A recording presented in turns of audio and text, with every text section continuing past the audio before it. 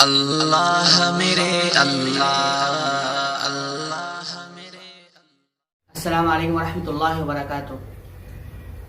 بسم اللہ الرحمن الرحیم۔ الحمدللہ نحمدہ ونصلی علی رسولہ الکریم۔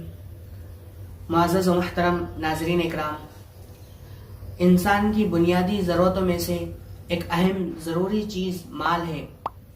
جس کے پاس پیسہ مال ہے اسے امیر، اور جس کے پاس مال نہیں اسے غریب کہا جاتا ہے۔ اور یہ امیری اور غریبی کی تقسیم نظام قدرت کے کمال کی خصوصیت ہے۔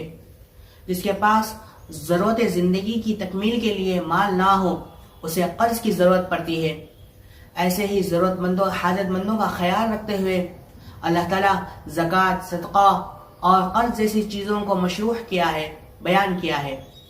اور زکوٰۃ صدقے کی طرح قرض کو بھی باعث اجر و ثواب قرار دیا گیا ہے۔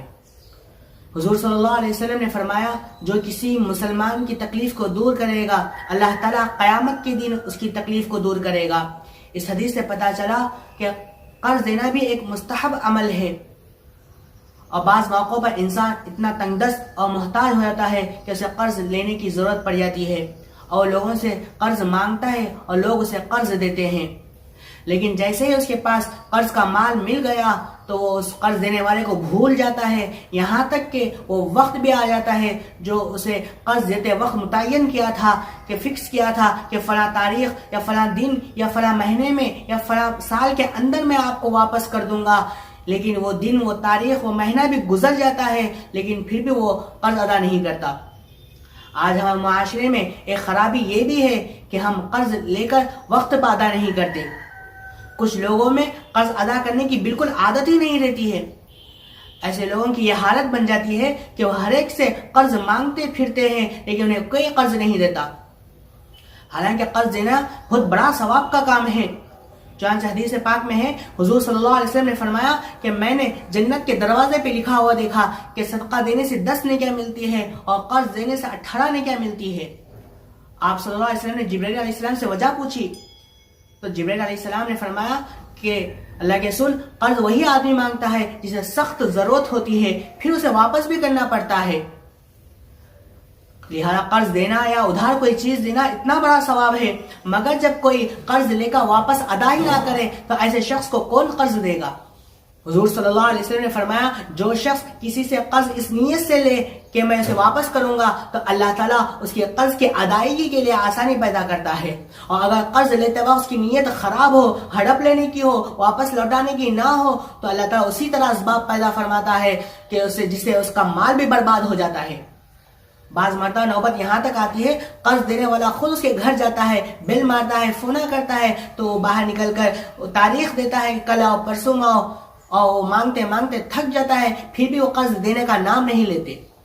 کچھ لوگ چھوٹا سا سامان ادھار لیتے ہیں اور معمولی سی رقم سمجھ کر اسے دینے کی ضرورت ہی نہیں سمجھتے، اور وصول کرنے والا بیچارہ مانگتے ہوئے شرم آتی ہے اسے۔ ادھار دے مگر سوچ سمجھ کر اپنے ہی پیسے بھکاری بن کر مانگنے پڑتے ہیں، اور وہ سیٹ بن کر تاریخ پر تاریخ دیتا ہے۔ اے مسلمانوں، قرض لے کر وقت پر دینے کی کوشش کرو، قرض کو معمولی سمجھ کر ٹال مٹول مت کرو۔ جس آدمی سے ہم نے قرض لیا ہے اس کے مانگنے سے پہلے وہ قرض ادا کرو۔ اگر ہم نے کسی کا قرض لے کر ادا نہیں کیا اور ایسے ہی مر گئے تو یاد رکھو، حضور صلی اللہ علیہ وسلم نے فرمایا، مسلمان کی جان اپنے قرض کی وجہ سے معلق رہتی ہے، یعنی جنت میں جانے سے، داخل ہونے سے روک دیا جاتا ہے قرض نہ دینے کی وجہ سے۔ اور دوسری جگہ اللہ کے رسول صلی اللہ علیہ وسلم نے فرمایا، شہیدوں کے تمام گناہ معاف کر دیں گے مگر قرض نہ دینے والوں کی نہیں معاف کریں گے۔ قیامت کا معاملہ بہت نازک ہے، اگر 2-3 پیسے بھی کسی کے ذمے رہ جائے تو اس کے 700 مقبول نمازیں چھین کر حق والے کو دے دیا جائے گا۔ یہ کس قدر خوف کی بات ہے کہ ساری عمر نماز پڑھے اور وہ بھی قیامت کے دن چھین لی گئی، صرف قرض نہ دینے کی وجہ سے۔ اللہ سے دعا ہے کہ اللہ تعالیٰ ہمیں کسی کا محتاج نہ بنائے، اگر ہم نے کسی کا قرض لیا تو وقت پر دینے کی توفیق نصیب فرمائے۔ آمین وآخر دعوانا الحمدللہ رب العالمین۔ اللہ میرے اللہ